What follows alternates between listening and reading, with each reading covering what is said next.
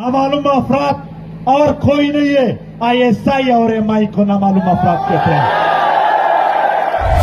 हमें किसी और शक्ल में इस्लामाबाद आने पर मजबूर न करो।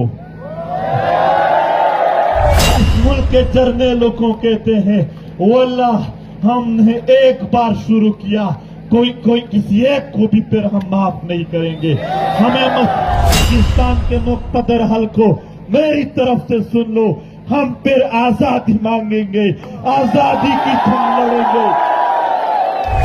अब एक बात होगी, या आपने जिंदगी का हक देना होगा या आजादी की जंग होगी। या अब मजीद अब आप हमें क्या मारोगे? 80,000 मेरे वतन के अकाबिरीन को मारा है, 80,000 मेरे वतन के नौजवानों को मारा है। इस मुल्क के किसी सियासी पार्टी के लीडर में जुर्रत है? आइए मैं आपको इनके कैंट के दरवाजे में बताऊंगा कि कौन कौन दहशतगर्द अंदर जाता है और बाहर आता है। वो SHO साहब कह रहे थे कि मैं आपको जल्द रिहा कर दूंगा। मैंने कहा SHO साहब, आपकी न इतनी औकात है कि मुझे अरेस्ट करो, न इतने हैं कि आप रिहा कर दो।